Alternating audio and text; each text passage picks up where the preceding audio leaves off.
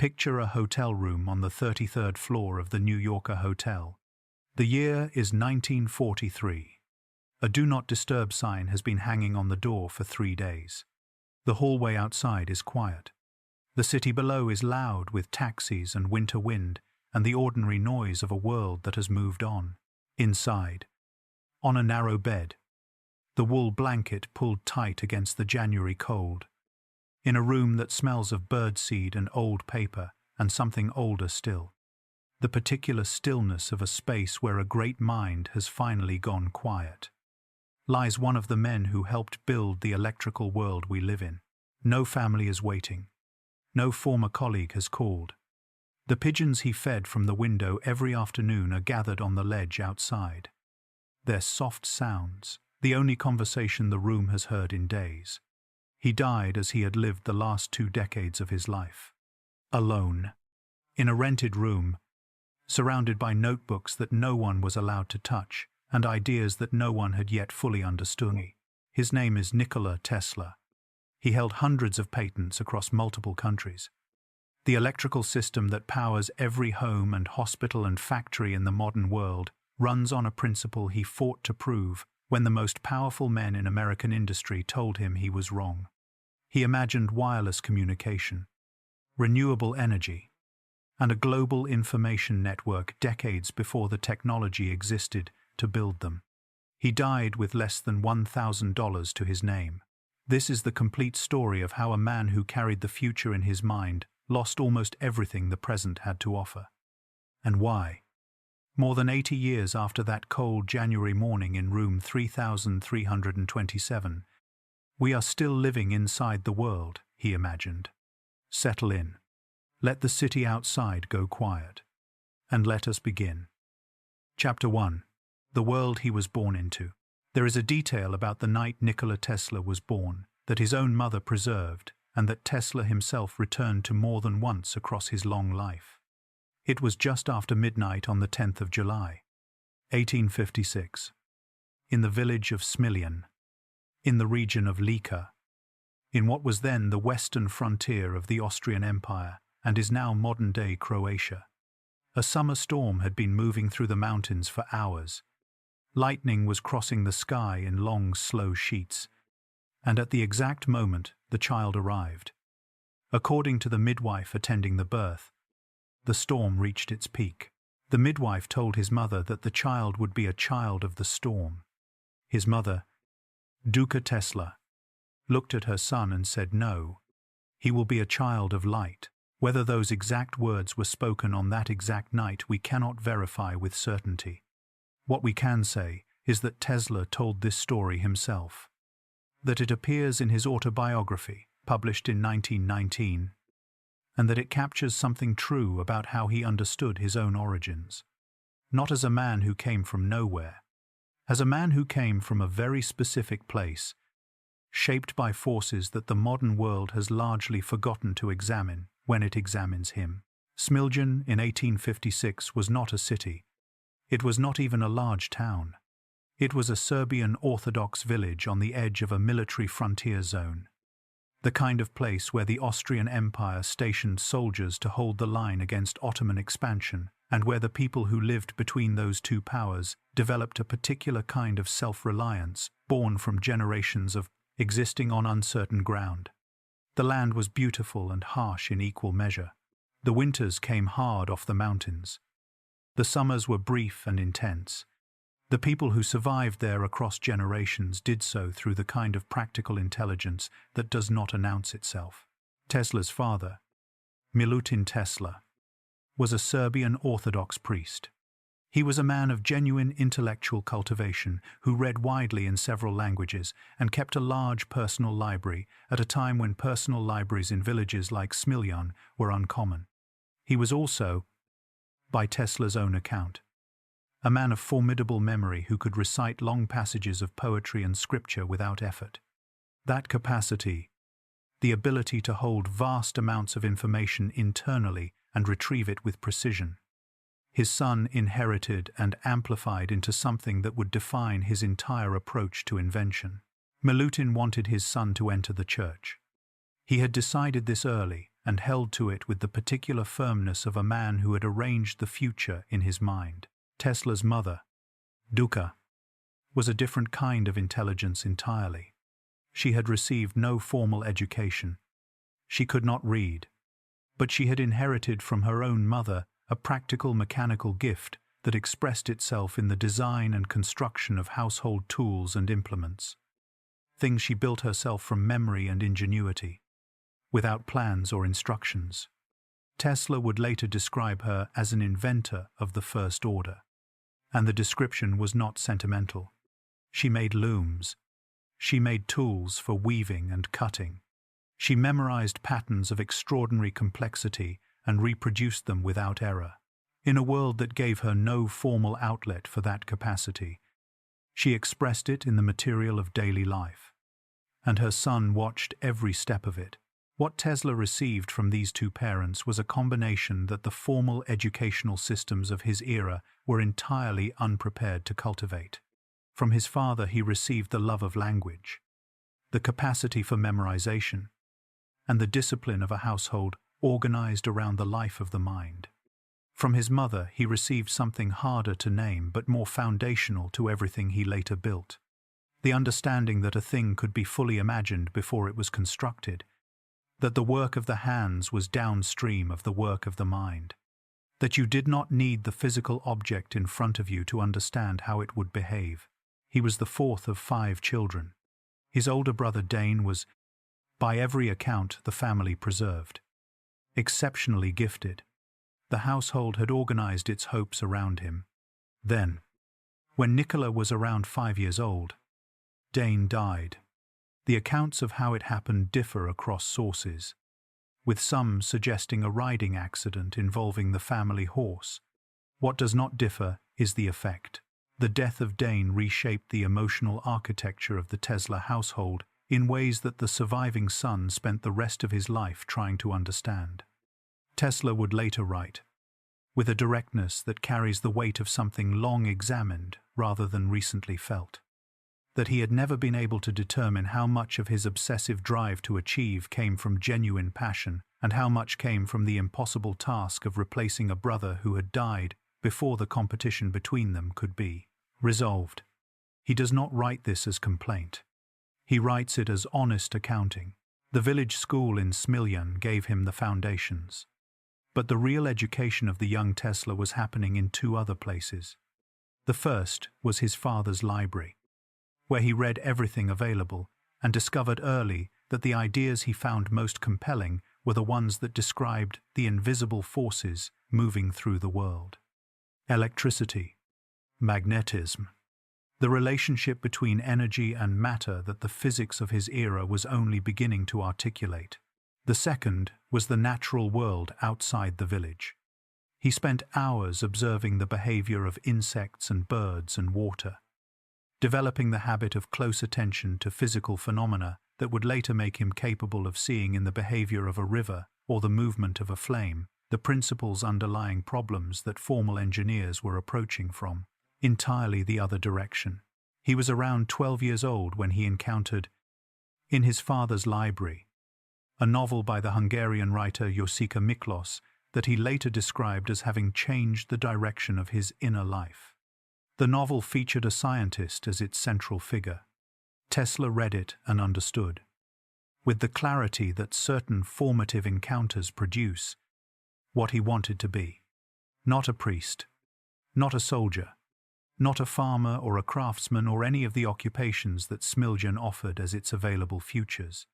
A man who solved the problems that the physical world presented to a mind willing to look at them with sufficient patience and sufficient rigor. His father remained committed to the church. The tension between what Milutin wanted and what Nikola was becoming would run through the household for years before it resolved itself through an event that Tesla himself described as the hinge point of his early life. When Tesla was around 17 years old, he contracted cholera. The illness was severe enough that his survival was genuinely uncertain for months. He was bedridden, weakening, and by his own account close to the end when his father came to sit beside him. Tesla told his father that he believed he could recover if he was allowed to study engineering. According to Tesla's autobiography, his father replied immediately, "You will go to the finest engineering school in the world." Tesla recovered. Whether the promise was the cause or the recovery was already underway, and the story acquired its drama in the telling. We cannot say with certainty. What we can say is that the outcome was real. The priest's son, who had been designated for the church, was going to study the invisible forces that moved through the world. He was leaving Smiljan. The storms of his childhood were behind him. The storms ahead were of a different kind entirely. And they were waiting for him in the laboratories and boardrooms and patent offices of a world that was not yet ready for what his mind was carrying. But the mind was ready. It had been ready for years. It was simply waiting for the world to give it the room to work. Chapter 2. A mind that could not rest. There is a particular kind of intelligence that does not announce itself through the ordinary signals that educational systems are designed to recognize. It does not sit still. It does not proceed from the known to the unknown in the orderly sequence that classroom instruction requires. It moves sideways and backward and in directions that have no names yet, following connections that exist only in the mind perceiving them, arriving at conclusions through routes that the person who traveled them cannot always fully retrace. Nikola Tesla had this kind of intelligence, and the years between his departure from Smiljan and his arrival in America were the years in which that intelligence began to understand both the full extent of what it could do and the full cost of what it was. He arrived at the Realschule in Karlstadt, in what is now Croatia. In 1873, he was 17 years old. He was, by every account of the period, immediately and visibly different from the students around him. Not different in the way that makes a person popular or admired, different in the way that makes the people responsible for a system uncomfortable, because the system cannot fully contain what it is looking at. He completed the 4-year program in 3 years. His mathematics teacher initially suspected him of cheating because the speed and accuracy of his mental calculations exceeded what the teacher believed a student could produce without assistance. Tesla had to demonstrate repeatedly, in front of witnesses, that he was doing the work entirely in his head. No paper, no intermediate steps, arriving at results that other students needed long written processes to reach. The demonstrations settled the question of cheating. They did not settle the teacher's discomfort. From Karlstadt he moved to Graz, in Austria, to study at the Joanneum Polytechnic School. He was studying physics and engineering with the focused intensity of someone who had spent years waiting for the formal permission to think seriously about the things that interested him most. He read everything. He slept very little. His professors noted both his ability and his tendency to become so absorbed in a problem that the ordinary rhythms of eating and sleeping and social interaction simply fell away until the problem released him. It was at Graz, in 1877, that a physics demonstration changed the course of everything that followed. His professor was demonstrating a direct current motor, the technology that represented the frontier of electrical engineering at the time. It worked by sending electrical current in a single direction through a conductor. The motor was functional but inefficient. It produced sparks at the point where the brushes contacted the commutator, the component responsible for maintaining the direction of the current. Those sparks represented energy being lost rather than converted into useful work. Tesla asked whether it was possible to run a motor without the commutator entirely. His professor told him it was not. The commutator was not a design flaw to be solved. It was a fundamental requirement of how direct current worked. Eliminating it would mean eliminating the mechanism that made the motor function. Tesla did not argue. He filed the question in the part of his mind where unsolved problems waited. But the question did not leave him. It had the quality of certain problems that a mind like his recognized immediately as genuinely open rather than merely difficult. Not a problem that existing methods had failed to solve. A problem that existing methods could not even properly address. because those methods were built on an assumption that the problem itself put in question. He did not solve it at Graz. He would not solve it for years. But the question was planted, and it would grow. The years after Graz were difficult in ways that Tesla struggled to describe, and that historians have approached with appropriate caution. What Tesla himself wrote was this: he began to experience a hypersensitivity to sensory input that made ordinary environments almost unbearable. The sound of a clock ticking in a neighboring room was, to his perception, a series of thunderclaps. The vibration of a carriage on cobblestones traveled through his body with a force that felt entirely disproportionate to its actual intensity. Light at certain angles produced pain rather than illumination. He did not have a framework for understanding what was happening to him. Neither did anyone around him. What he had was the work, and the work was the condition under which the sensitivity became an asset rather than a liability. When his mind was fully engaged with a problem, the hypersensitivity did not disappear, but it became directed. The same capacity for perception that made a ticking clock unbearable made him able to feel the behavior of an electromagnetic field as if it were a physical presence in the room. The same intensity that made ordinary social environments exhausting made him capable of sustained concentration on a single problem for periods that would have been impossible for minds organized differently. He arrived in Budapest in 1881 to work for the Central Telephone Exchange, one of the earliest telephone operations in Europe. The job was beneath his training and he knew it, but it kept him financially functional while he continued the mental work he had been doing since Graz, building in his mind a motor that ran without a commutator, a motor driven not by direct current but by alternating current, electricity that changed direction in rapid cycles rather than flowing steadily in one direction. He was walking in a park in Budapest in the late afternoon of 1882. He was with a friend, reciting poetry from memory, as he sometimes did when his mind needed a different kind of engagement. He was quoting Goethe's Faust, a work he had memorized entirely. When the solution arrived, not as a partial insight, not as a direction to investigate further, as a complete working design, present in his mind with the same clarity and detail that a finished engineering drawing has on paper, he saw the rotating magnetic field. He saw the motor it would drive. He saw the configuration of coils and currents that would produce it. He grabbed a stick and drew the diagrams in the dirt of the path in front of him, showing his friend a device that did not yet exist anywhere in the physical world, but that existed, at that moment, in his mind, with a completeness that required no further development.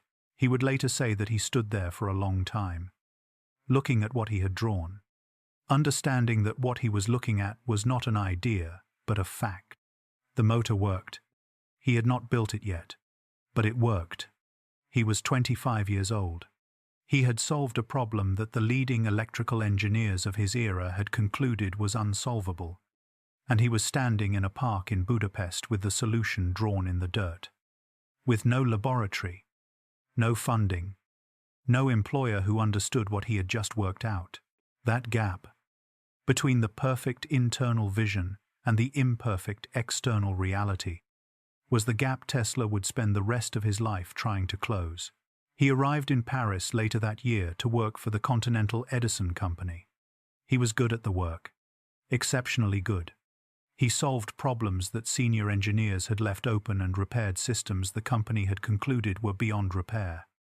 And he did it with the quiet efficiency of someone who finds the assigned work almost trivially easy compared to what is running in the background of his mind. He told his supervisors about the alternating current motor. They were not interested. Direct current was the system Edison had built his entire business around. The suggestion that there was a fundamentally better approach was not a technical question in that office. It was a business threat. Tesla had learned something in Budapest and Paris that his years in school had not taught him. The problem was not always the hardest part. Sometimes the problem was easy. The hard part was the world that had organized itself around the old answer and had no interest in the new one. He was going to have to go somewhere that did not yet have a position to protect. He was going to have to go to America. Chapter 3. The Crossing.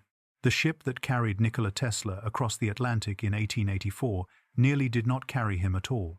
He had arrived at the departure point to discover that his luggage had been stolen. His money was largely gone. His ticket was compromised. He boarded the ship with almost nothing, arrived in New York, Pigeon with almost nothing, and walked off the gangplank into the noise and scale of a city that had no particular awareness that he had arrived. New York in 1884 was a city in the middle of electrifying itself. The Brooklyn Bridge had opened the previous year. The streets of Lower Manhattan were beginning to acquire the overhead wires that carried the electrical current of Edison's direct current system to the small but growing number of buildings connected to his Pearl Street generating station.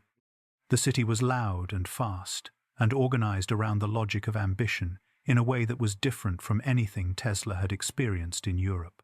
He had one asset that the theft had not been able to take: a letter of introduction to Thomas Edison, written by Charles Batchelor, one of Edison's most trusted European managers, who had worked with Tesla in Paris and understood, in the way that capable engineers recognize other capable engineers, that what he was sending to his employer was not an ordinary hire. The letter, as Tesla later recalled it, reads something like this: "I know two great men, and you are one of them. The other is this young man." Whether those were the precise words, the historical record does not confirm with certainty. What it does confirm is the fact of the introduction and what followed when Tesla presented himself at Edison's operations in the summer of 1884. The meeting between Nikola Tesla and Thomas Edison is one of the great encounters in the history of technology, and it has been told so many times, with so many degrees of dramatic embellishment, that finding the honest shape of it requires stepping back from the mythology that has accumulated around both men. What the evidence supports is this: Edison was 37 years old. Tesla was 27. Edison had built not just inventions, but an entire system of invention. A laboratory staffed by dozens of skilled workers and organized around the production of commercially viable technology at a pace and scale that had never existed before. He was practical, driven, and deeply skeptical of what he called long-haired theorists who filled blackboards with mathematics rather than building things that worked in the real world. Tesla was something Edison had not encountered before in quite this form.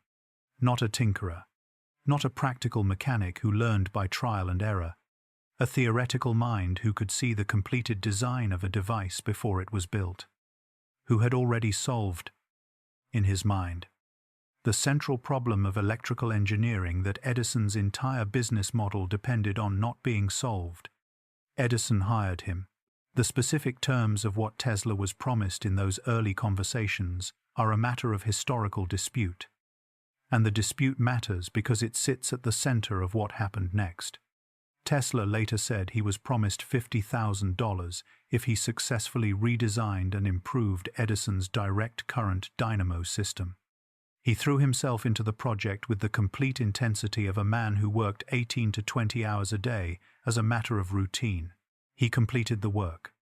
By his account, and by the account of people around him at the time, the improvements were substantial. He went to Edison and raised the matter of the promised payment. Edison told him the offer had been made in jest.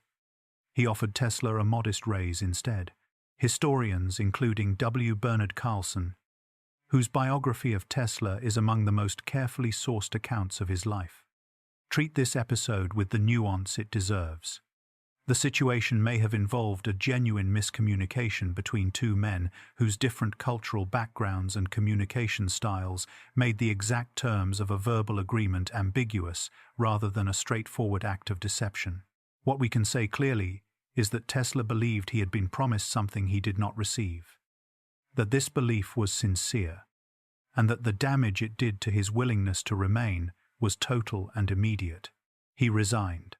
He walked out into a city where he had almost no money, almost no connections, and almost no infrastructure for pursuing the work he had come to do. What followed was the worst period of his adult life. The companies he initially attracted interest from were interested not in his alternating current motor but in arc lighting, a different and more immediately commercial technology. He spent nearly 2 years doing work that had nothing to do with what he had come to America to accomplish. At one point he reportedly worked digging ditches for $2 a day, while men who had heard something of his reputation stopped to ask whether he was really the Serbian scientist they had read about. He was. The ditch was real. He managed these years with the endurance that his childhood in Smiljan had built into him without his choosing it. He did not leave America. He did not abandon the work running in the background of his mind regardless of what his hands were doing. He waited, with the patience of a man who has no good alternative to patience, for the circumstances to change. They changed in 1887, when a group of investors provided the funding for what became the Tesla Electric Company and a laboratory on Liberty Street in New York. He built the alternating current motor. It worked exactly as he had seen it work in his mind on that path in Budapest 5 years earlier. He filed for the patents that would become the foundation of the modern electrical system. 7 patents, covering not just the motor, but the entire polyphase system of alternating current transmission that made it possible to send electrical power over long distances in a way that the direct current technology of that era physically could not achieve at comparable scale. He presented his work to the American Institute of Electrical Engineers in May of 1888. The presentation was received with the kind of attention that a room full of expert engineers gives when they understand that what they are hearing changes the fundamental terms of their field. George Westinghouse heard about the presentation. He came to Tesla's laboratory. He examined the patents, and he made an offer. Westinghouse was Edison's primary commercial rival, a manufacturer and businessman who had built his company around the belief that alternating current was commercially superior to direct current and who had been looking for the technical foundation to prove it. Tesla's patents were exactly what he needed. The terms Westinghouse offered were generous. A licensing fee for each unit of electrical horsepower generated using Tesla's system, plus a substantial upfront payment. Tesla accepted. The war of currents was about to begin. And Tesla, who had come to America with a letter of introduction and almost no money and a solved problem in his mind, was about to find out that being right was not the same as winning. Chapter 4. The War of Currents. There is a particular kind of conflict that looks, from a distance, like a technical disagreement and reveals itself on closer examination to be something much older and much less rational. It is the conflict between what is true and what is invested in, between the answer that the evidence supports and the answer that the people with the most to lose are willing to spend almost anything to defend. The War of Currents, which dominated the American electrical industry from roughly 1887 to 1892, was that kind of conflict. By the late 1880s, the technical advantages of alternating current for long-distance transmission were becoming increasingly clear to engineers examining the evidence. Alternating current could be stepped up to high voltage for efficient long-distance transmission and then stepped back down to safe levels at the point of delivery. The direct current technology of the era could not match this at comparable scale without generating stations placed every mile or so throughout a city. For a country the size of the United States, the implications were not subtle. Alternating current was not a marginal improvement. It was a different order of possibility. Thomas Edison understood this. He grasped the argument perfectly and understood exactly what it meant for the business he had built. The Pearl Street Generating Station, the network of direct current infrastructure he had constructed at enormous expense across Lower Manhattan, the patents and the manufacturing operations, and the entire industrial architecture of Edison Electric. All of it was built around a technology that alternating current threatened to make obsolete. The campaign that followed was Edison's attempt to prevent the market from drawing the conclusion that his own engineering judgment had already reached. He began with the press. Edison was, among his many other abilities, a gifted communicator who understood the relationship between public perception and commercial success. He began feeding journalists a consistent message: alternating current was dangerous. The high voltages required for long-distance transmission were lethal. The technology that Westinghouse and Tesla were proposing to run through the streets of American cities was not progress. It was a public safety catastrophe waiting to happen. There was a grain of truth in this, which is what made the campaign effective. High-voltage alternating current is genuinely dangerous if improperly handled. Electrical accidents at transmission voltages could and did kill people during the early period of deployment, before the safety standards and engineering protocols that experience would eventually produce were in place. Edison was not fabricating the hazard entirely.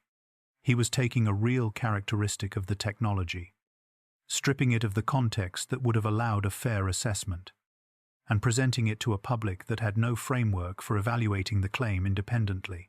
He moved from the press to demonstration, beginning in 1887 and continuing for several years. Edison and his associates conducted a series of public experiments designed to show the lethal potential of alternating current. Animals were electrocuted using Westinghouse alternating current generators. Dogs, calves.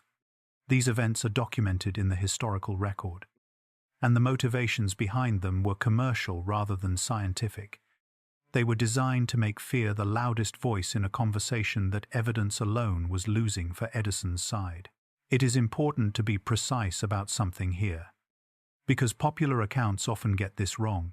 These animal electrocution events and a later incident frequently grouped with them are not the same thing and should not be presented as part of a single, continuous campaign.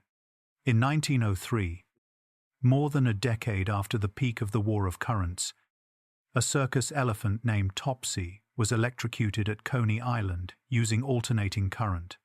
The event was filmed and shown publicly. It happened, and it is part of the historical record. But Topsy's death occurred years after the commercial battle had largely concluded, involved different parties and different circumstances, and was not a direct part of Edison's organized campaign of the late 1880s. The conflation of these events into one story, which appears frequently in popular accounts, distorts the actual timeline and gives a misleading picture of what Edison's campaign actually was. The most consequential extension of Edison's strategy was his associate Harold Brown's involvement in the development of the electric chair as a method of execution. Edison opposed capital punishment on principle and said so publicly. But Brown, working with access to Edison's laboratory, developed an electric chair designed specifically to use alternating current. The goal was to establish in public law and in public memory the association between alternating current and death. The first execution by electric chair in the United States took place at Auburn Prison in New York in 1890, using a Westinghouse alternating current generator that Brown had acquired through intermediaries because Westinghouse refused to sell equipment for use in executions. The execution was badly handled and disturbed many of the witnesses present. The association Edison's team had worked to create was real, even if the underlying premise, that alternating current was uniquely dangerous rather than simply powerful, was not an honest representation of the technology. Tesla said almost nothing publicly about any of this. He believed, with a sincerity that was sometimes strategically inconvenient, that the technology would demonstrate its own superiority and that demonstration would eventually override propaganda. He was right, but he was right on a timeline that cost him more than he understood while it was happening. Westinghouse contested Edison's campaign on its own terms. He pursued the contracts that would give alternating current the public demonstrations it needed. The demonstration that settled the question came in 1893 at the World's Columbian Exposition in Chicago, known as the Chicago World's Fair. The fair's organizers wanted to light it with electricity, and the contract to do so became the single most visible commercial contest of the War of Currents. Westinghouse won. The fair opened in May of 1893. It was lit by more than 100,000 incandescent lamps powered by Tesla's alternating current system. The effect on visitors who had never seen anything like it, people from towns and farms where darkness after sunset was simply the condition of the world, was described by witnesses in terms that consistently reached for the language of the miraculous. The city of light, the White City, a glimpse of what the future could look like when the full capability of electrical power was finally allowed to express itself. Tesla was there. He gave demonstrations in the Westinghouse exhibit, passing high-frequency alternating current through his own body to light bulbs held in his hands, showing audiences that the technology they had been told to fear was under sufficient control, that a human being could stand inside it and come to no harm. The demonstrations were theatrical because Tesla understood that public understanding required theater as well as argument. They were also genuine, because the physics behind them was real and he understood it completely. The final confirmation came when Westinghouse won the contract to harness the power of Niagara Falls and transmit it to the city of Buffalo, 22 miles away. The Niagara installation came online in 1895 and began transmitting power in 1896. It became the definitive demonstration that the electrical system of the modern world would be built on the technology that Tesla had worked out in his mind and drawn in the dirt with a stick. But here is what the triumphant version of this story leaves out. Before the Chicago World's Fair, when Westinghouse's company was in serious financial difficulty, Westinghouse came to Tesla and explained the situation honestly. The royalty payments Tesla was owed were a financial burden the company might not survive. He asked Tesla, with apparent, genuine reluctance, whether there was any possibility of renegotiating the terms. What happened next is one of the most repeated stories in the Tesla narrative, and it is worth stating carefully. According to accounts including Tesla's own recollections and biographical treatments of Westinghouse, Tesla chose to release Westinghouse from the royalty agreement entirely. He told Westinghouse that Westinghouse had believed in him when others would not, and that no contract was worth more than that loyalty. These accounts are consistent across multiple sources, though historians note that the precise details of how the agreement was formally dissolved are not fully documented in the surviving record. What is not in dispute is the financial consequence. The royalties Tesla surrendered would, by some estimates, have been worth many millions of dollars as the alternating current system spread across the United States and then the world.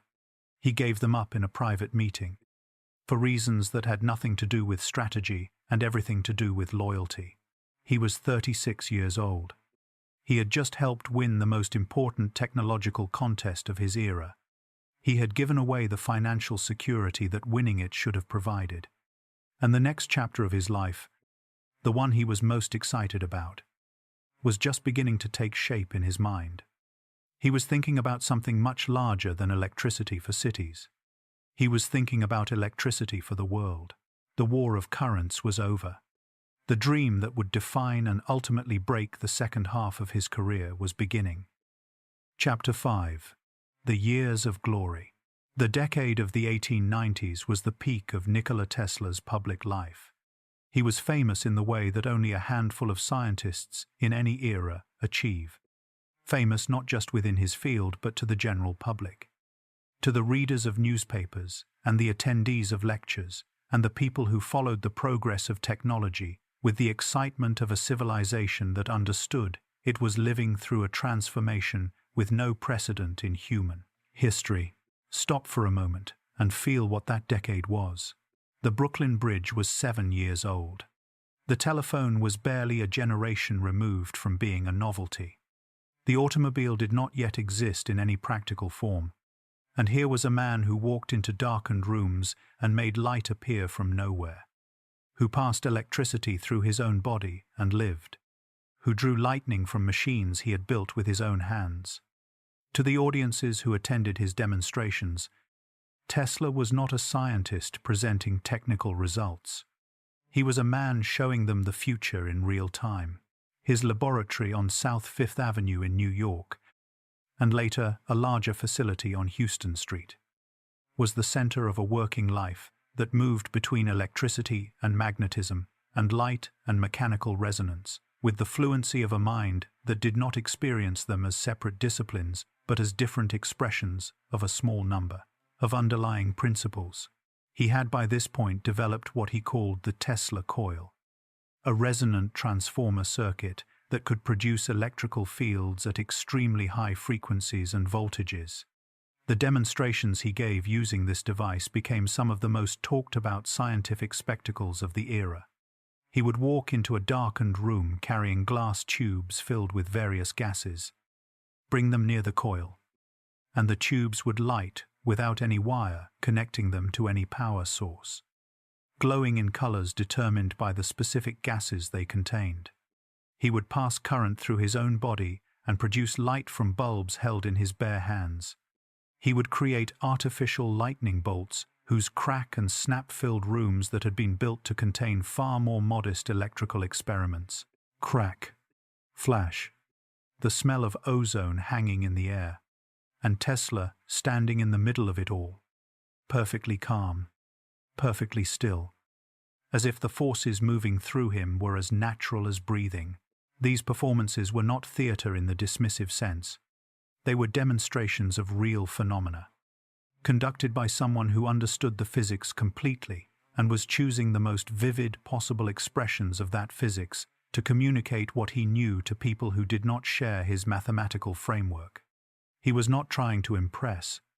He was trying to show his social life in these years was, by the standards of a man who had spent much of his 20s in near isolation, surprisingly rich. He dined regularly at Delmonico's, the most fashionable restaurant in New York, and became a familiar figure in the city's cultural and intellectual circles. He knew Mark Twain, who became a genuine friend and who visited his laboratory on multiple occasions, finding in Tesla's company a combination of scientific seriousness and human warmth that Twain apparently found rare among men of great formal accomplishment. He moved through the world of architects and financiers and publishers who constituted the upper stratum of New York's cultural life in the 1890s. He was, by all accounts, a compelling presence, 6 feet, 2 inches tall, thin to the point that people who met him sometimes expressed concern for his health, impeccably dressed, and possessed of a quality of focused attention in conversation that people who encountered it found difficult to describe but consistently remembered. He did not drink. He did not smoke. He ate with a selectiveness that reflected sensory sensitivities extending to taste and texture. At dinner parties, he would sometimes calculate the cubic volume of the food on his plate before eating it, a habit that his hosts learned to overlook because the alternative was losing the most interesting guest in the room. Underneath the social surface of these years, the scientific work was accelerating in directions that went far beyond what his public reputation was built on.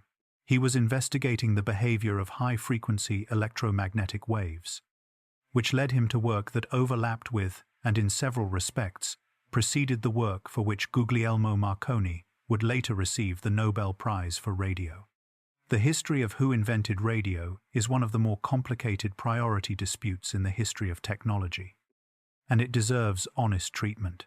In the late 1890s, Tesla filed patents describing systems for wireless signal transmission. Marconi filed his own patents and conducted his own experiments in the same period, some of which involved components and principles that Tesla's earlier patents had covered. The question of priority between them involves not just filing dates but the scope and interpretation of specific patent claims. And historians and engineers have continued to examine this question carefully. In 1943, the United States Supreme Court ruled that several of Marconi's key patents were invalid because they had been anticipated by prior work, including Tesla's. That ruling is a documented legal fact. The honest statement is that both men contributed to the development of radio, that the question of priority is genuinely complicated, and that Tesla's contribution was real and substantial and was eventually recognized by the highest court in the country. Though that recognition came after his death and after the period when it could have done him any practical good, he was also, in these same years, doing work that prefigured technologies that would not be fully developed for decades. His experiments with what we now call X-rays in 1895, conducted independently and roughly contemporaneously with Wilhelm Röntgen's better-known work, produced images of the interior of objects and body parts that he sent to colleagues with notes on both the potential and the hazards of the technique. His demonstration in 1898, in Madison Square Garden, of a radio-controlled boat navigated through a pool of water using a remote transmitter, was received by much of his audience as a magic trick because the concept did not fit into any category their experience had prepared them for. Tesla called it a teleautomaton. United States Patent Number 6138809.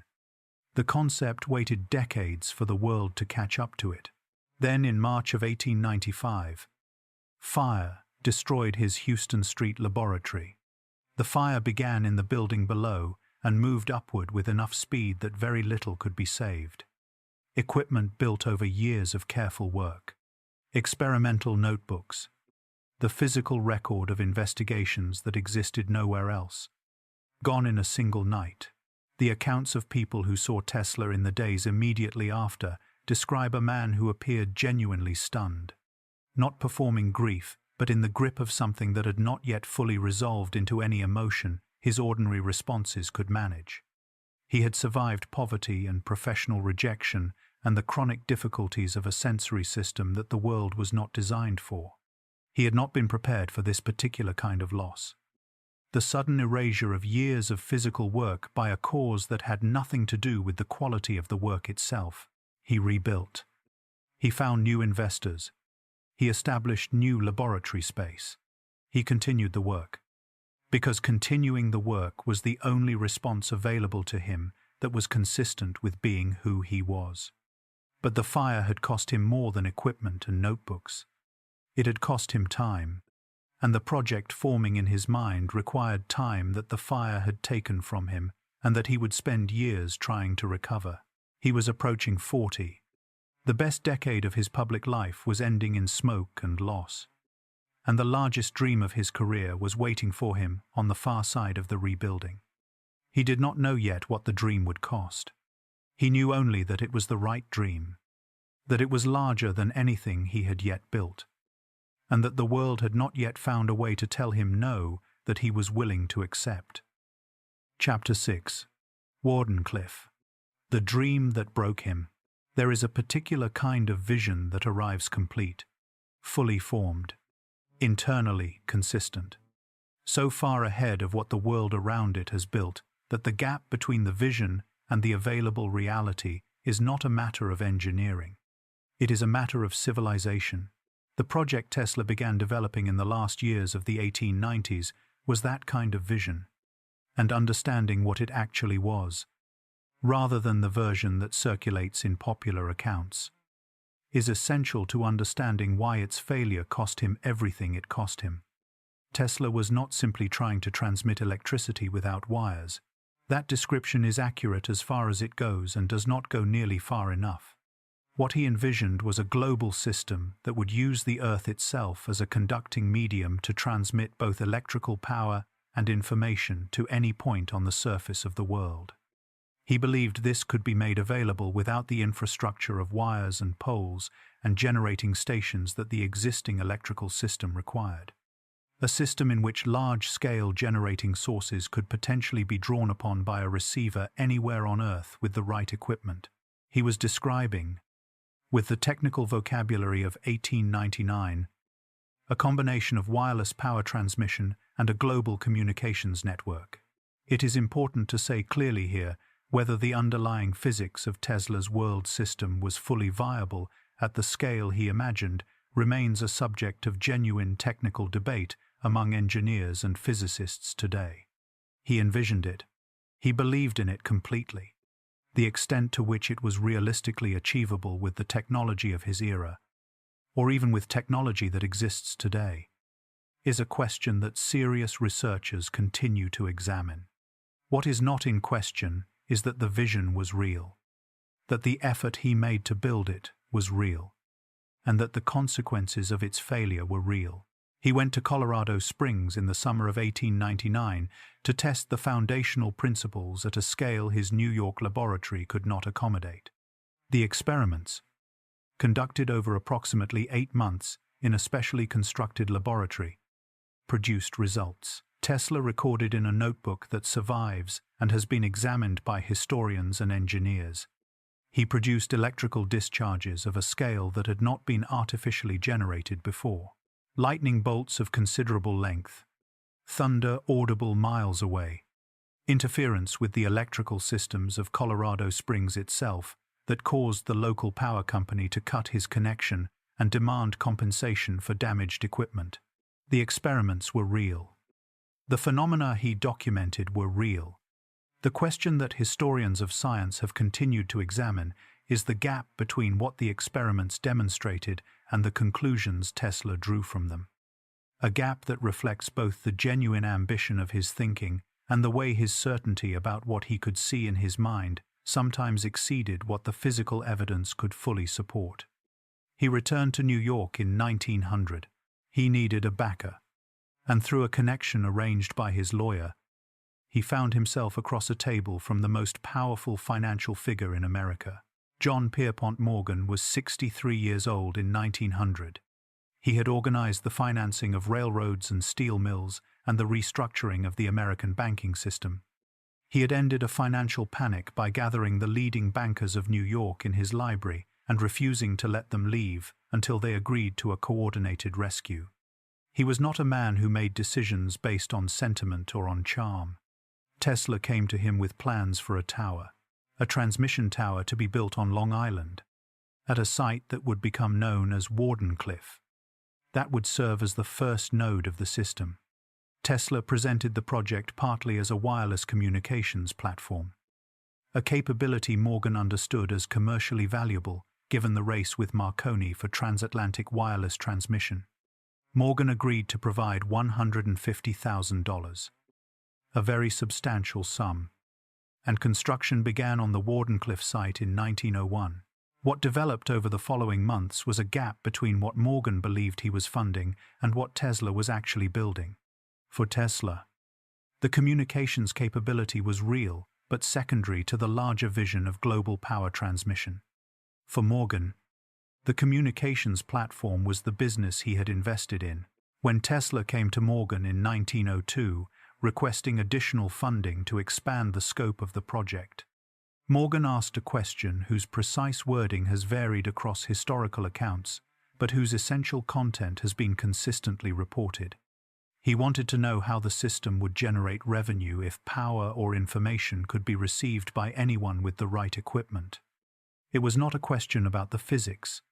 It was a statement of commercial logic. Morgan had not invested in a global public utility. He had invested in a communications business with a competitive advantage.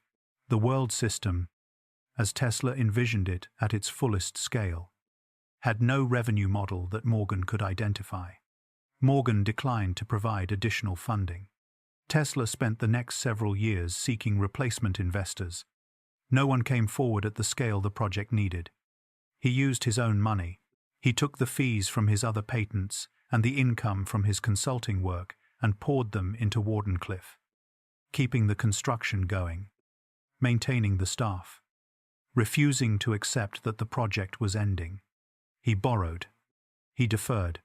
He wrote letters to potential backers that mixed genuine technical vision with a desperation that the letters themselves read across more than a century, make visible even when the words are trying to conceal it.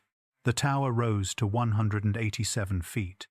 The underground structure beneath it, a shaft going 50 feet into the ground with tunnels extending outward, was designed to connect with the conducting properties of the Earth that Tesla's theory required. The machinery in the laboratory building was installed. Everything that could be built with the money available was built. And then the money ran out entirely. By 1905, Tesla was in debt. By 1907, he was unable to pay the workers.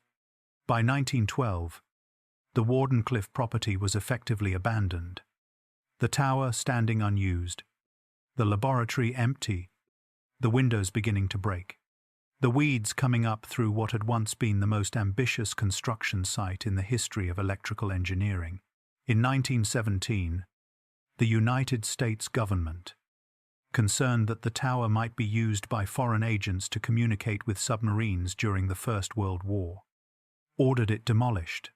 The demolition was carried out with explosives. The tower that had taken years to build came down in seconds. Tesla was not present. Perhaps that absence is itself a form of information.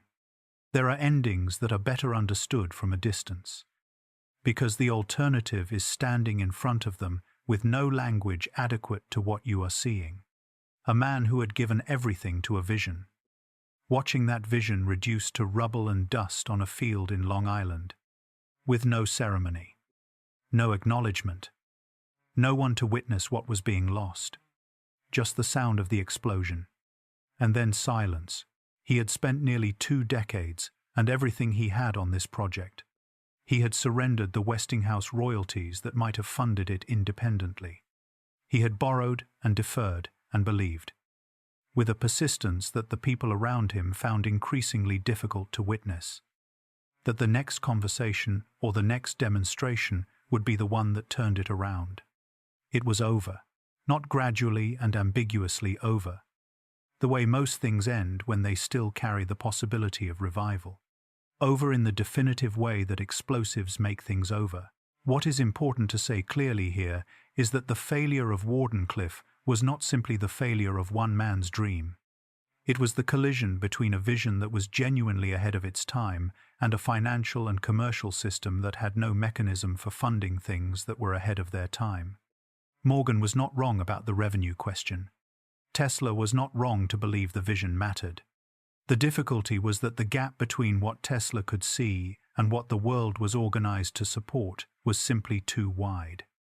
In 1901, to bridge with the tools available to either of them, he had been right before, about things the world told him were impossible. He had every reason to believe he would be right again. The difference this time was that being right would not be enough.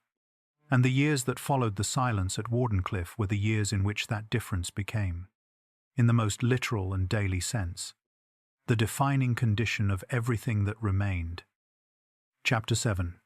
The invisible collapse, decline, when it comes to a person of genuine greatness, does not always arrive as a single identifiable event.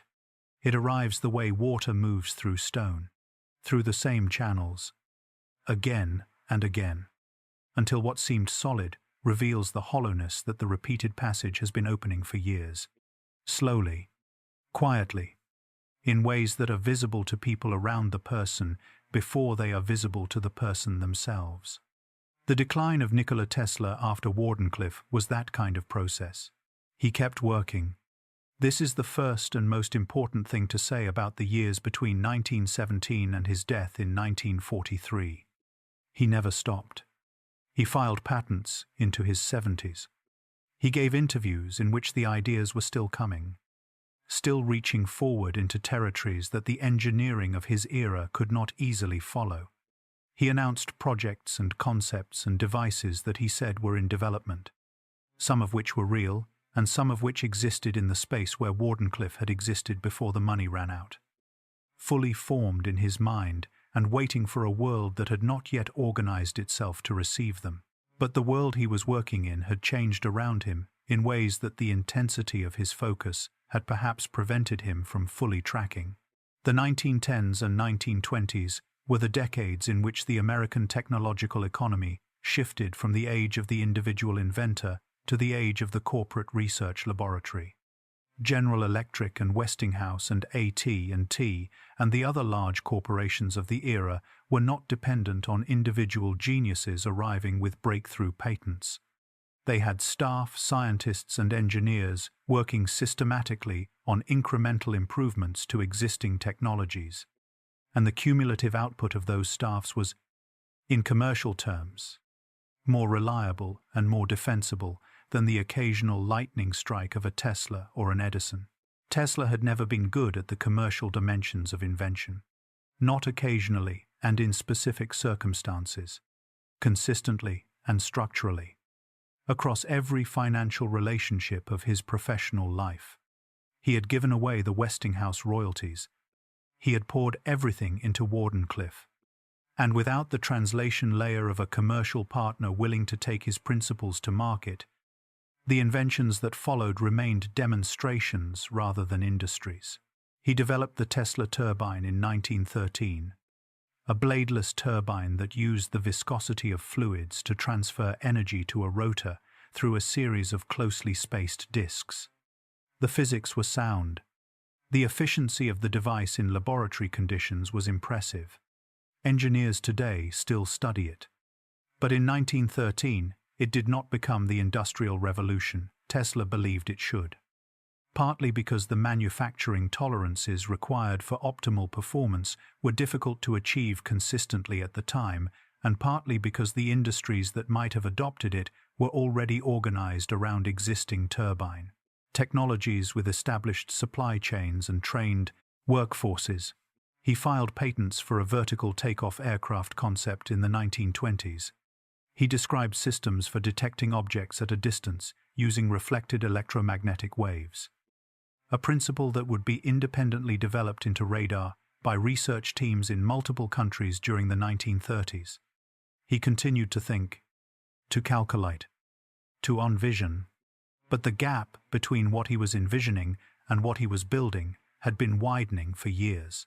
And in his later years, that gap became a source of genuine historical complexity that requires honest handling. Tesla, in his later decades, made claims in interviews that his contemporaries could not verify and that subsequent investigation has not been able to confirm. The most prominent was the Teleforce weapon, which he described in considerable detail in interviews in the 1930s. A defensive weapon, he said, capable of projecting a concentrated beam of particles that could destroy aircraft at great distance. He described it with the same confident specificity he had once used to describe the alternating current motor. The scholars and engineers who have worked most carefully with the Tesla archive, including W. Bernard Carlson and the curators of the Nikola Tesla Museum in Belgrade, are careful to distinguish between the patents and laboratory records that document real work and the interview claims that cannot be independently verified. No working device, no functional prototype, and no engineering documentation sufficient to allow independent assessment of whether the principle was sound has been found in the examined papers. This does not mean the claims were deliberate fabrications. Tesla's relationship with the distinction between what existed in his mind and what existed in the physical world had always been unusual. A man who had spent 60 years seeing completed devices before they were built, and who had been right about those visions more often than almost anyone in the history of technology, might find it genuinely difficult, in his 80s, to hold clearly the line between what he had worked out and what he had only imagined working out. The certainty felt the same from the inside. It always had. What was happening to him in practical daily terms across these years was more straightforwardly documented and more straightforwardly painful. He moved from hotel to hotel as his financial situation deteriorated. Each successive address a less prestigious establishment than the one before. The Waldorf Astoria, where he had lived during the height of his fame, was replaced by the Hotel St. Regis, then by the Hotel Marguerite, then by a series of addresses of diminishing grandeur that traced the arc of his finances with the blunt honesty that addresses have when they are the only autobiography a man is keeping. Room by room, floor by floor, downward, his behaviors around numbers and sequences and cleanliness, which had been present throughout his adult life, became more pronounced as the external structures of professional achievement contracted. He required that his hotel rooms be cleaned in specific ways. He demanded 18 napkins at every meal. He walked around a building 3 times before entering. He experienced genuine distress when circumstances made these routines impossible. None of this was a fracturing of the mind. Tesla's intelligence remained intact. His technical understanding remained sophisticated. His ability to engage with complex ideas remained evident in his writing and his conversations well into his final years. What had happened was not a collapse of cognition, but a contraction of the world around it. The domain of control available to him had narrowed, and within that narrowed domain, the structures he could still organize. He organized with the precision that had always characterized everything he did. He had once organized the electrical system of a continent. Now he organized the napkins. He still went out into the city most afternoons when his health allowed. He went to Bryant Park, near the New York Public Library, to feed the pigeons. He had always had a relationship with birds that the people around him noticed as something beyond ordinary fondness. Rooted in the careful observation of bird mechanics he had begun as a child in Smiljan, and that had informed his thinking about flight throughout his adult life. But the relationship that developed with the pigeons of Bryant Park in his later years was something different from scientific observation. And it deserves its own chapter, because it is the truest window into who Nikola Tesla was when the laboratory was gone. The funding was gone, and the only thing left was the man himself. Chapter 8. The Pigeon and the Man. Let the pace slow here, not because what follows is less important than the chapters before it, because it is more important. In the way that the smallest true thing is sometimes more important than the largest documented fact, he came to Bryant Park every afternoon at the same time. The same bench, the same route from the hotel, the bag of birdseed in his hand, the paper worn soft from repeated folding and unfolding on the walks to and from. The pigeons of the park learned his schedule in the way that all creatures learn the patterns of reliable sources. They heard his footsteps before they saw him. They were already moving toward the bench before he had settled onto it.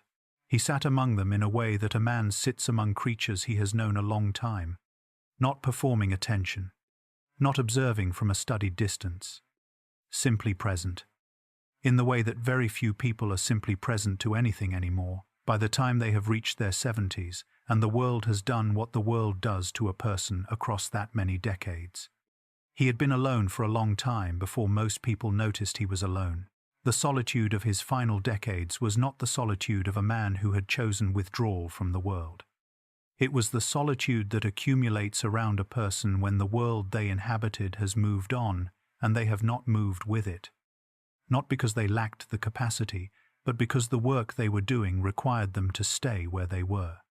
Tesla had spent 60 years pointing at things that were not yet visible to the people around him. That kind of work requires a particular quality of stillness. You cannot keep gesturing at the horizon if you are constantly turning around to check whether anyone is following. Stillness has a cost, and the cost, in Tesla's case, was a life in which the ordinary structures of human connection had never fully formed. He had given himself to the work with a completeness that left very little room for anything else. And the work, for all the ways it had helped make the modern world possible, had not given back the thing that human beings require in the most basic and irreducible sense. It had not given him anyone to come home to. He never married. Tesla himself addressed this in various interviews across the years with responses consistent enough to suggest they were genuine rather than performed. He said that the demands of the work were incompatible with the demands of intimate partnership, that a scientist could not divide himself between the total commitment that discovery required and the total commitment that love required without compromising both. He said this not with performed equanimity but with the matter-of-fact tone of a man describing a choice he had made and stood behind. Whether the public account was the complete account, we cannot know. He had a few friendships that were genuine and deep. Mark Twain was one. The writer Robert Underwood Johnson and his wife Catherine were close to Tesla for many years. Their correspondence warm and personal, in ways that stand out against the more formal register of his other surviving letters. These friendships thinned as the decades passed. People died. People moved on. The social world that had held him in its orbit during the years of fame did not maintain its gravitational pull when the fame receded. And in the final 2 decades of his life, the circle of genuine human connection contracted to almost nothing. Almost nothing. Not quite nothing, because there were the pigeons. Among the hundreds of birds that came to the bench across those years, one distinguished itself in a way that Tesla found himself unable to explain in ordinary terms without sounding. As he was aware, like a man whose judgment loneliness had bent out of shape, she was white, with light grey markings on her wings, the kind of white that catches even the thin winter light of a New York afternoon and holds it for a moment before letting it go. He noticed her because she was distinctive, and then he noticed her because she came back, and then he noticed her because of something in the quality of her presence that he described, in the accounts preserved by people who spoke with him in his final years, as something more than the ordinary responsiveness of a creature that has learned to associate a person with food. He brought her back to his hotel when she was injured. He nursed her himself in room 3327, arranging for the care her recovery required, spending money he did not easily have on a pigeon in a room on the 33rd floor. The hotel management, which had, by this point, developed a pragmatic tolerance for the unusual requirements of its most famous long-term guest, accommodated this, as they accommodated the 18 napkins and the number 3 and the other organizing principles of his daily life. She recovered. She came back to the window.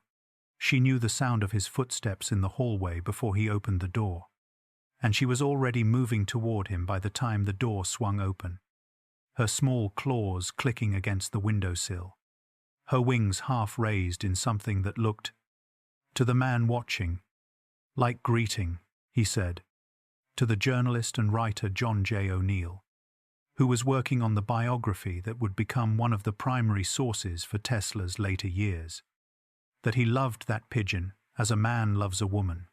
He said this carefully. He said it with the awareness that it would sound strange. He said it anyway, because it was true, and because Tesla's relationship with the truth had always mattered more to him than his relationship with how he appeared. What he was describing was not confusion about the nature of the creature he was talking about. He was not a man who had lost the ability to distinguish between a bird and a person. He was describing, with the precision that had always characterized his use of language, the intensity of an attachment that had formed in the absence of the human attachments that most people fill that space with. The love was real. Its object was a pigeon. Both of those things were true simultaneously, and he saw no reason to pretend otherwise. He was in his late 70s when she died. He told O'Neill afterward that something went out of his life when she died, that he knew, at that moment, that his work was finished, not that he had decided to stop. That something had shifted in his relationship with what the work was for. The work had always been addressed, on some level, to the world, to the civilization he was trying to improve, to the future he believed he could see clearly enough to help build. Her death did not change what he knew about electrical engineering or resonance phenomena. It changed something about why the knowing mattered. Or it revealed that the why had been more fragile than he had understood while she was alive. He continued feeding pigeons after her death. He arranged for the care of injured birds through a woman he hired for the purpose when his own mobility declined enough that the Bryant Park walks became difficult. The pigeons remained the primary living presence in his daily life until the end. But the specific quality of those afternoons, the particular weight of a white bird against his hand, the sound of her moving across the windowsill in the morning when the city was still quiet, that was gone, and some things, once gone, do not have replacements. There is a version of this story that treats it as simply sad. The great inventor, reduced to talking to birds. The genius who imagined the modern world, spending his final years in a hotel room with a pigeon on the window ledge. That version is not wrong exactly, but it is incomplete in a way that matters. The man who loved that white pigeon was the same man who had seen the alternating current motor complete and perfect in his mind before it existed anywhere in the world. The same man who had stood in the field of an artificial lightning storm, unharmed, to show an audience what understanding looked like. The same man who had given away a fortune in royalties because loyalty mattered more to him than money, and who had poured everything he had left into a tower on Long Island because the vision was real even when the funding was not. The capacity to love that completely, that specifically, that honestly, without managing the presentation of it for an audience, without calibrating it to what would be understood or approved, was not a diminishment of the man. It was the same quality that had made him extraordinary across his entire life. The same inability to be less than fully present to what he was actually experiencing. The same refusal to pretend. He had never done anything by halves. The Pigeon was simply the last place where that quality expressed itself in a form the world could see. And if the world found it strange, that was consistent with how the world had always responded to Nikola Tesla. He had spent his entire life being something the world was not quite ready for. There was no particular reason to expect the ending to be different. Chapter 9. Tesla versus Edison. The story we got wrong. It is a good story. That is the first thing to say about it. The story of Tesla versus Edison, as the internet tells it, has everything a story needs. A visionary hero, a ruthless villain, a great injustice, a truth suppressed by power. It is satisfying in the way that stories are satisfying when they tell you exactly who to root for and leave nothing complicated to sit with. The problem is that the complicated version is truer, and truer, in the end, is more interesting. There is a version of the relationship between Nikola Tesla and Thomas Edison that has achieved the status of settled history in popular culture. In this version, Tesla is the visionary genius, pure and misunderstood, who helped give the world alternating current and died penniless while the system he built made billions for others. Edison is the ruthless businessman who stole credit where he could, suppressed superior technology for commercial advantage, and used his influence to destroy the career of the better man. Most of the individual facts in this version are real. The animal electrocution events happened. The electric chair involvement happened. The broken promise over the $50,000, or what Tesla understood as a broken promise, happened. The war of currents happened, and Edison fought it in ways that were not always honest. But the portrait those facts are assembled into does not survive honest examination. Thomas Alva Edison was born in Milan, Ohio in 1847. He had almost no formal education. He was partially deaf from childhood. He taught himself telegraphy and used the skill to move from town to town as a young man, reading voraciously in the technical literature of the era and developing, through years of hands-on work, an engineering intuition that was genuine and deep and that produced results that changed the world before Tesla arrived in America. The phonograph, the practical incandescent light bulb, the carbon microphone, fundamental improvements to the telegraph that had made him wealthy and famous and had earned the admiration of scientists and engineers across the world. These were not trivial achievements. They were not the work of a businessman who hired smarter people to think for him. They were the products of a mind that was genuinely capable and genuinely original, working in a different register from Tesla, but working with real intelligence and real dedication. Edison's method was empirical in a way that was almost philosophically opposed to Tesla's. Where Tesla solved problems mathematically and theoretically, building complete solutions in his mind before touching physical materials, Edison worked through systematic trial and error, testing variations to find the one that worked. His statement that genius was 1% inspiration and 99% perspiration was not false modesty. It was an accurate description of how he actually worked, and it was a method that produced real results at a scale and pace that the more theoretically elegant approach sometimes could not match in commercial timelines. The conflict between them over alternating current versus direct current was real, and Edison's conduct during that conflict was not his finest. The animal electrocution events were real. The involvement with the development of the electric chair was real. These were actions taken with commercial rather than scientific motivation, and the historical record does not allow them to be defended on the merits. But Edison was not wrong that high-voltage alternating current was dangerous. It was. The accidents that occurred during the early period of alternating current deployment killed people. The fear campaign was dishonest in its methods. It was not entirely disconnected from a real hazard that the alternating current industry itself had to work hard over years to address. And Edison's commitment to direct current was not simply commercial cowardice. He had reasons, rooted in his engineering experience, for believing that the practical difficulties could be addressed within the direct current framework. He was wrong about this. But being wrong is not the same as being dishonest. Here is what the popular narrative consistently leaves out. Tesla was, throughout his career, consistently and structurally difficult to work with in the specific ways that made commercial collaboration almost impossible to sustain. Not difficult in the sense of unpleasant or unkind. Difficult in the sense that his relationship with the practical and commercial dimensions of his work was genuinely underdeveloped in ways that had real consequences. He was a poor businessman. He gave away the Westinghouse royalties. He made promises to investors that reflected what his vision required, rather than what his current engineering could deliver. He announced projects in interviews before they existed in any form that investors could evaluate.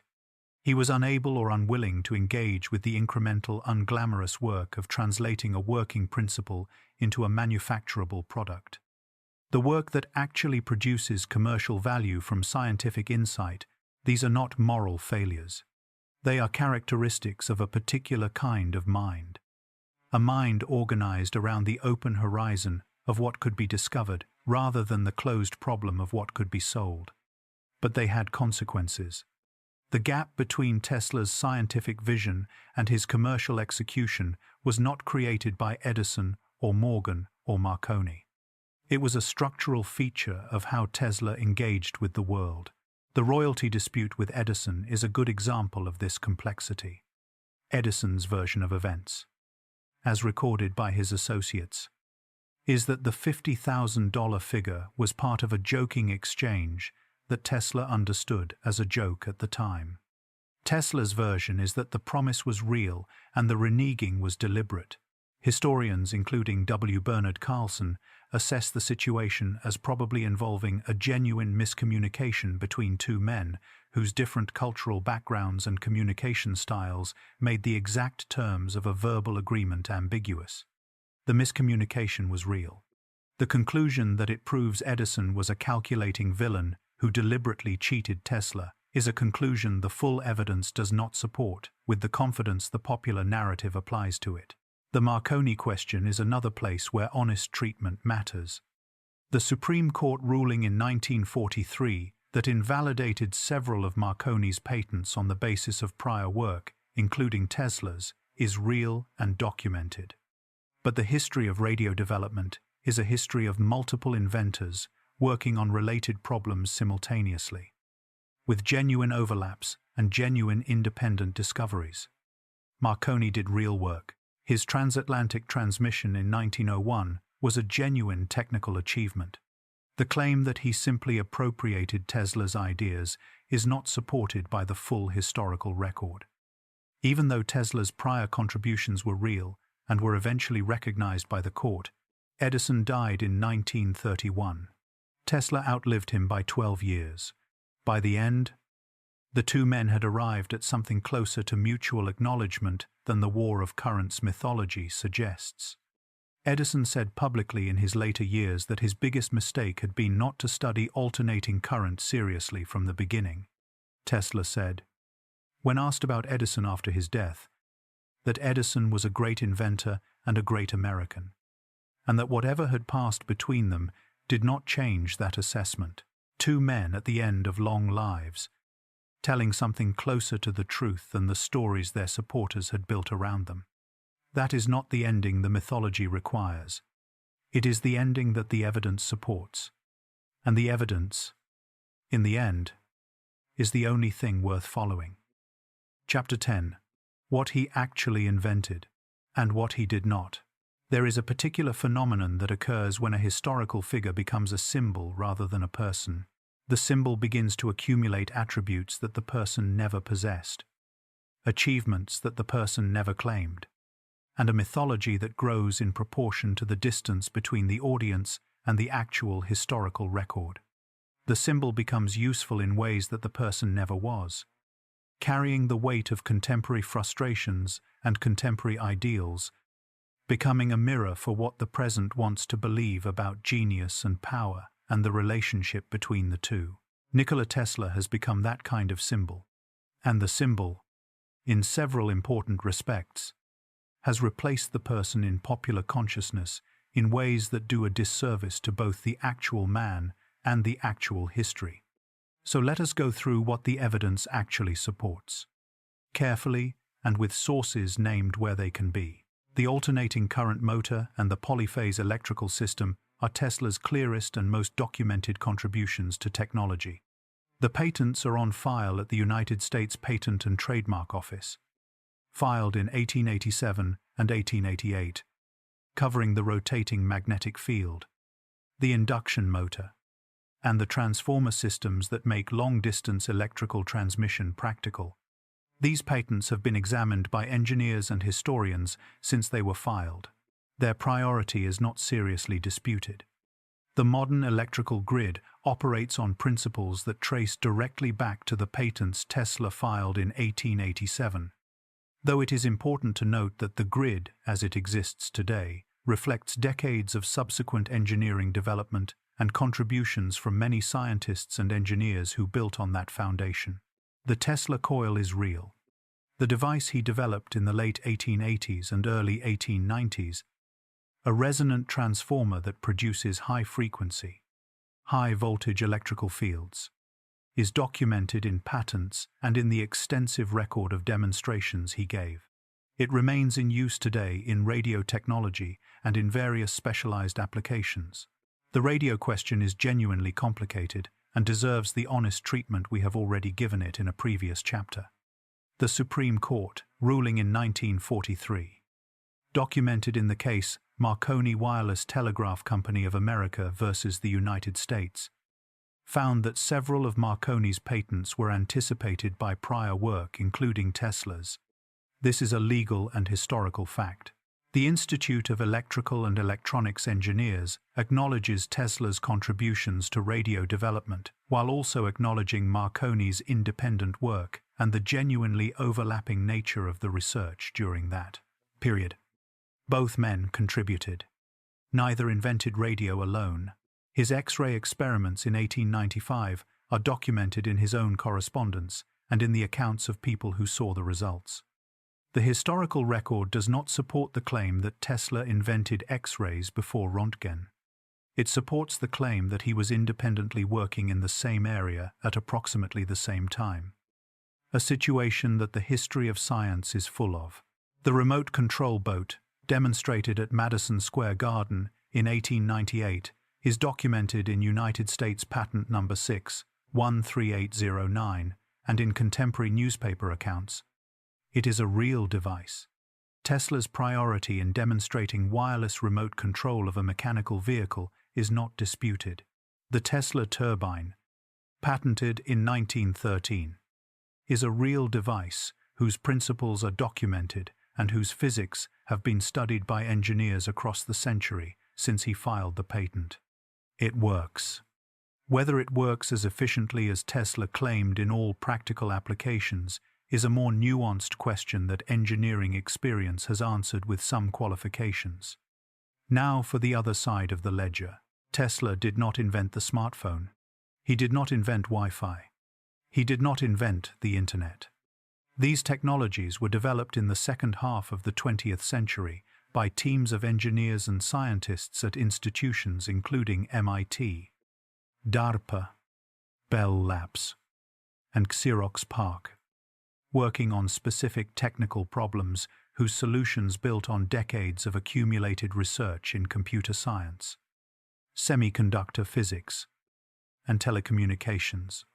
The connections that Internet mythology draws between Tesla's wireless transmission concepts and these technologies are, at best, an argument for intellectual ancestry of a very general kind.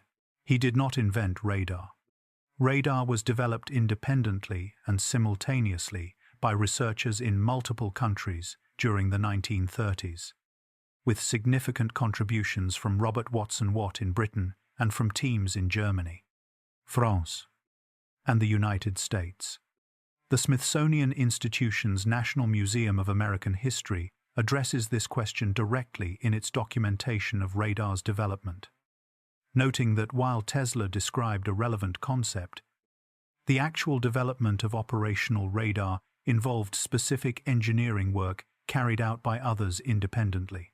The death ray, which Tesla described in interviews in the 1930s, remains entirely unverified in the documentary record.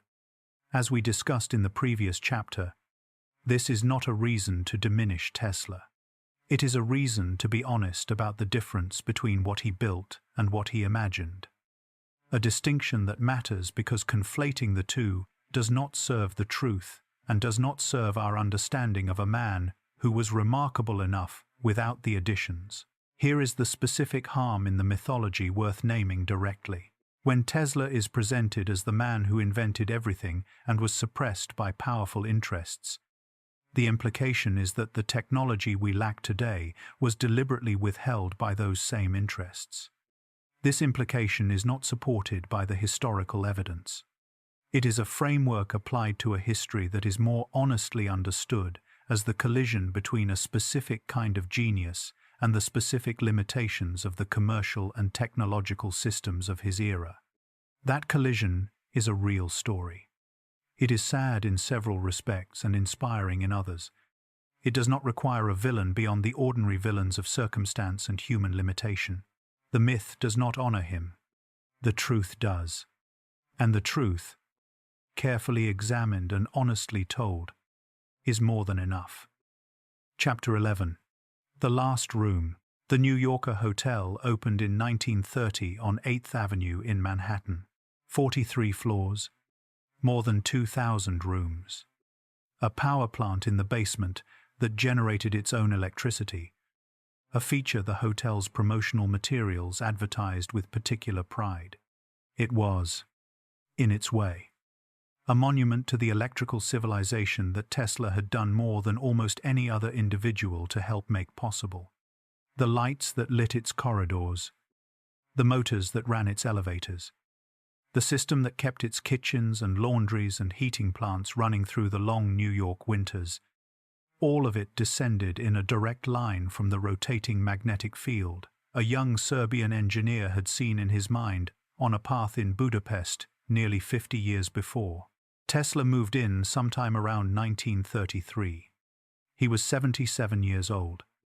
He came with the few possessions his contracted circumstances allowed: the notebooks, the pigeon feeding equipment, the specific organizational requirements that the hotel staff learned to accommodate without comment. He negotiated a reduced rate with the management, who understood that the presence of a figure of his historical significance carried a value that the rate sheet did not fully capture. He took room 3,327. The number was divisible by 3. In a life in which the external structures of professional achievement and financial security had almost entirely dissolved, the internal structures of numerical order and physical arrangement had become more important, not as symptoms of deterioration, but as the remaining architecture of a world that could still be organized according to principles that did not disappoint. The room was modest. It was sufficient.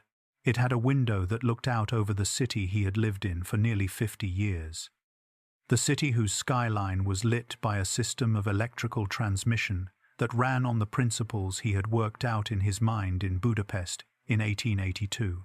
He maintained a working schedule in the sense that he continued to think systematically about the problems that had occupied him for decades, and to record those thoughts in the notebooks that remained his primary mode of intellectual engagement with the world. Visitors who came to the room in these years reported a man whose mind remained sharp in conversation, who engaged with technical questions with precision and genuine interest, and who was aware of developments in contemporary science in ways that suggested the isolation of his daily life had not produced the intellectual isolation that the physical circumstances might have suggested. He gave interviews. They were unusual interviews, conducted in a room that smelled of birdseed and old paper, by a man who spoke about his current work with a confident specificity that his interviewing journalists often found impossible to fully evaluate. The Federal Bureau of Investigation was aware of him. This is documented in FBI files released under the Freedom of Information Act and examined by researchers including Mark Cypher, whose biography of Tesla draws on this material. The interest was rooted primarily in wartime security concerns following the public claims Tesla had made about the Teleforce weapon. The concern was not that the FBI had concluded a superweapon definitely existed. It was that the public claims of an elderly inventor with a genuine history of extraordinary achievement could not be entirely dismissed without examination, and that if he died and his papers became accessible to foreign agents during the Second World War, any material of potential military value should be accounted for. This is a meaningful distinction. The monitoring was a product of wartime caution applied to a specific situation, not evidence of a government that believed a viable superweapon was being developed in a hotel room on 8th Avenue. His health declined through 1941 and 1942. The walks became shorter. Then they stopped. His eating, always selective, became more restricted. He lost weight that his already thin frame could not easily spare. The hotel staff who brought his meals noticed the change and said nothing, because they had learned, across the years of his residence, that the most useful thing they could do for this particular guest was to honor his routines without comment and his silences without intrusion. In early January of 1943, he told the hotel staff that he was not to be disturbed. The Do Not Disturb sign went on the door of room 3327. He had done this before when he wanted uninterrupted time to work. The staff honored the sign without question. 1 day passed, then 2, then 3. On the evening of January 7th, 1943, a maid assigned to check on him knocked on the door. There was no answer. She used her key to enter. Tesla was in his bed.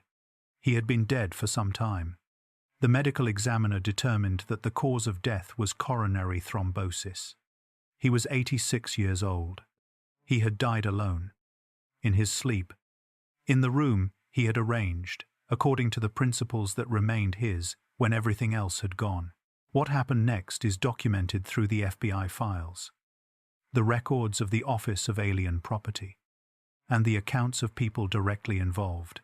Within hours of Tesla's death being reported, representatives of the Office of Alien Property arrived at the hotel and took custody of his papers, notebooks, and personal effects. The legal basis for this action was a wartime property provision applied on the grounds that Tesla had been born in what was now enemy-occupied territory. Despite having been an American citizen since 1891, the actual motivation, as the internal correspondence of the period makes clear, was the concern about the technical content of his papers, and specifically the public claims he had made about the Teleforce weapon. John G. Trump, an electrical engineer at MIT, was brought in by the Office of Naval Research to examine Tesla's papers and assess their technical content. Trump's report, which is part of the historical record, concluded that Tesla's papers did not contain workable designs for a weapon of the type described in his interviews.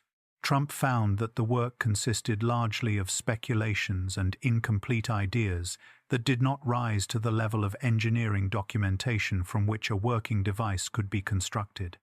This assessment, from a qualified engineer who actually examined the papers, is the clearest available answer to the question of what the papers contained.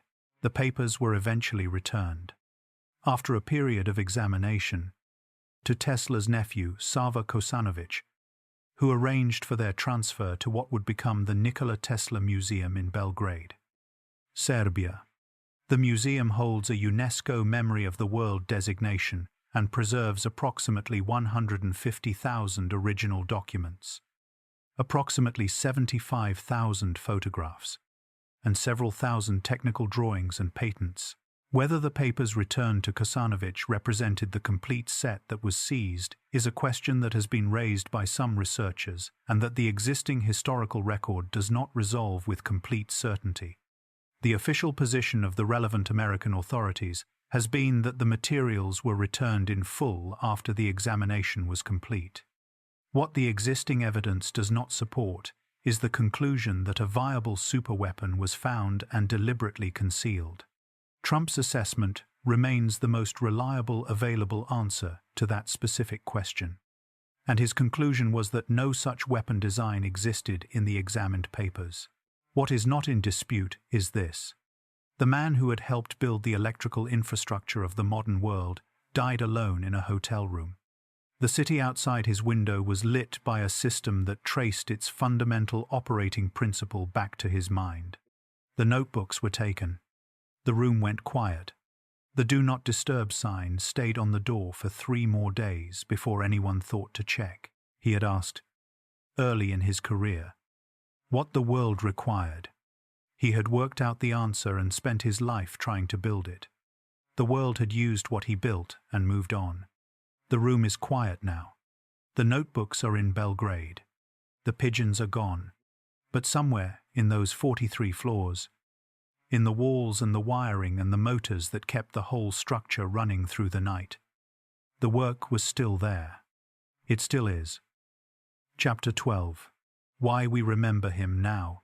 There is a question worth sitting with before we reach the end of this story. Not the historical question of what Tesla did or did not invent. Not the biographical question of why his life ended the way it ended. A different question. A question about us rather than about him. Why now? Tesla died in 1943. For roughly 30 years after his death, he occupied a place in popular consciousness considerably smaller than the one he occupies today. He was known to electrical engineers and to historians of technology.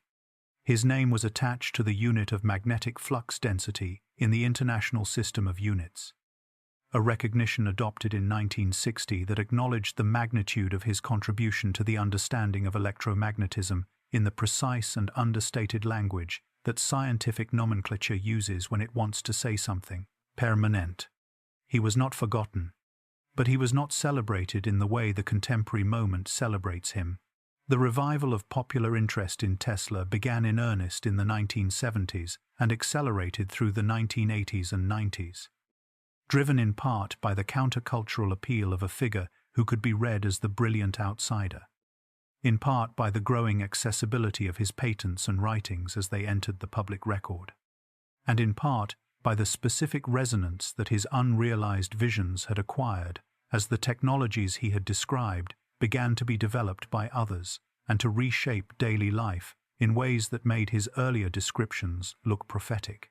The Internet accelerated this process in ways that would have been difficult to predict. Tesla's story, with its combination of genuine achievement and dramatic personal reversal and the structure of the underdog who was right all along, was ideally suited to the kind of sharing that social media platforms reward. It had the shape of a story that people wanted to tell each other, and the telling, repeated millions of times across millions of feeds and threads and comment sections, amplified some parts of the story and simplified others in ways that the preceding chapters have tried to honestly examine. The founding of Tesla Motors in 2003 and its growth under Elon Musk into one of the most recognized automotive brands in the world added a dimension to the Tesla revival that is worth examining carefully rather than either celebrating or dismissing. Musk has said that he named the company after Tesla as an acknowledgement of his foundational role in electrical engineering. A gesture of tribute that is genuine in its stated motivation and that has had the practical effect of placing Tesla's name in front of hundreds of millions of people who might never have encountered it otherwise. That is a real and meaningful outcome. The complication worth noting is that the qualities the Tesla Motors brand represents: technological optimism, the power of the individual visionary to reshape an industry, the promise that bold innovation can outpace institutional inertia, connect to genuine aspects of Tesla's story while also differing in important ways from what his actual life demonstrated. The historical Tesla was a man whose scientific vision consistently outpaced his ability to build the commercial structures needed to realize it. The story of his life is not a story of visionary disruption successfully executed. It is a story of visionary insight that the systems around it were not organized to support. That is a different story. It is a harder story, and it is, in several ways, the more important one. There is another reason why Tesla resonates so specifically with the contemporary moment.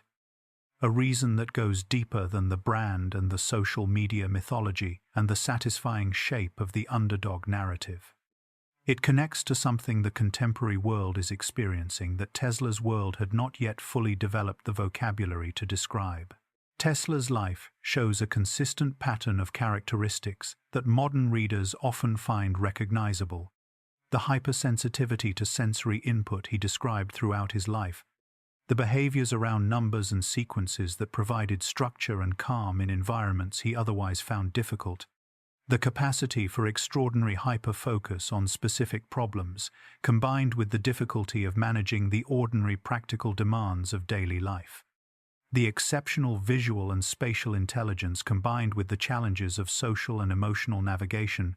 It is important to say clearly, we cannot diagnose a historical figure across more than a century with any clinical certainty.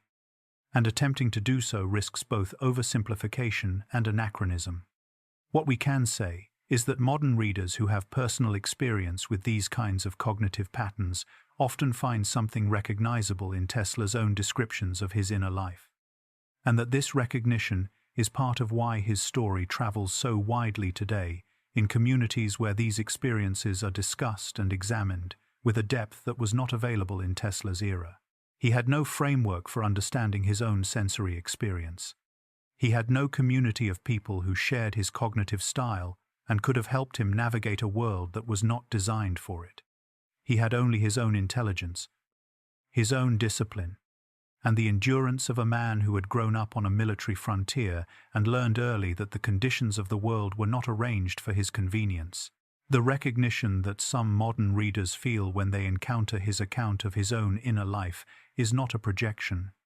It is a response to something he described directly, carefully, and honestly across decades of interviews and writing. And the frameworks that the contemporary moment has developed for understanding that kind of experience make his story more legible now than it was in the decades immediately following his death. There is also, running underneath all of these specific reasons for the contemporary Tesla revival, something more general and harder to articulate, but perhaps more important than any of the specific factors. It is the question that his story keeps returning to. The question that the contemporary world is asking in multiple registers simultaneously, in discussions of artificial intelligence and climate technology and the governance of powerful institutions and the distribution of the rewards from innovation. What happens to the people whose ideas help build the world when the world that their ideas help build is not organized to take care of them? Tesla helped build the electrical infrastructure of the modern world in significant part. He died in a hotel room with less than $1,000. The companies that profited from his patents generated wealth that he did not share. The institutions that his work helped make possible did not, in the end, organize themselves to honor the person whose work had contributed to making them possible. This is not an unusual story in the history of technology. It is a common one.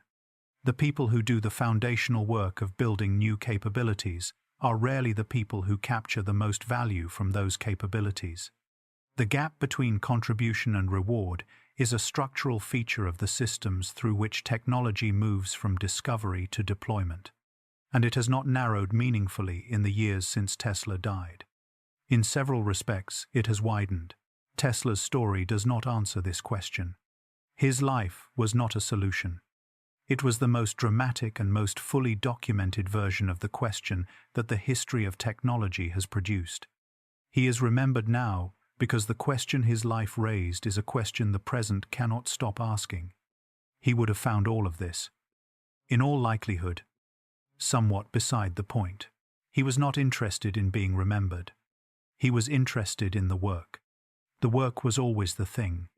And the work, the actual work, the rotating magnetic field and the polyphase motor and the coil and the remote control device and the incomplete and magnificent vision of the world system. That work is in the walls of every building connected to the electrical grid, in the infrastructure of every city that has light after dark, in the smooth, continuous rotation of every motor that runs on alternating current in every factory and hospital and home on the planet. He is in the walls. He is in the wires. He is in the hum of the transformer on the street corner and the steady glow of the light that does not go out. He is everywhere the light is. He always has been. Most people simply did not know where to look. Come back to the hotel room. The 33rd floor, January 7th, 1943. The window looking out over a Manhattan lit by alternating current. The notebooks on the table. The birdseed bag folded neatly on the chair by the window. The Do Not Disturb sign on the door. The silence that had been building for 3 days. In that silence, the last active hours of a mind that had carried more genuine understanding of the electromagnetic world than almost any other mind of its era. A mind that had seen things no one else could see and had spent 86 years trying to build the physical equivalents of those visions in a world that was never quite ready, never quite organized, never quite willing to meet the vision at the scale it required. He did not get the world system. The tower came down. The royalties were given away. The patents expired. The investors moved on. The Pigeon was gone. And yet, the light in that window was his. Not in the legal sense. Not in the commercial sense. In the only sense that the work of a person like Tesla can be said to belong to them. The sense in which an idea, once it has entered the world and been built into the world's infrastructure, becomes indistinguishable from the world itself. He wanted to give the world free energy. He wanted to connect every human being on Earth through the medium of the invisible forces he understood so completely. He did not get that. What he got was this: a world in which the lights stay on, in which power travels hundreds of miles from where it is generated to where it is needed, invisibly and reliably. Through a system that runs on the rotating magnetic field he saw in his mind on a path in Budapest in 1882. It is not what he dreamed. It is what the dream produced when it met the world as the world actually was. The question he left open is still open. What do we owe the people whose minds carry the future before the future is ready? How do we build systems that take care of the people who help build the world, rather than simply taking what those people build and moving on? He did not answer it. He was the question, not the answer. The most vivid and fully documented version of the question that the history of technology has yet produced. But questions that a specific human life raises clearly enough do not die with the person who raised them. They travel forward, in the work, in the record, in the notebooks that somehow survived from a hotel room in Manhattan to a museum in Belgrade, to the hands of everyone who has ever wanted to understand the man who lit the world and died alone. The question is still traveling. It is in your hands now. The light outside is still on. He helped make that possible. Good night, and thank you for staying until the end.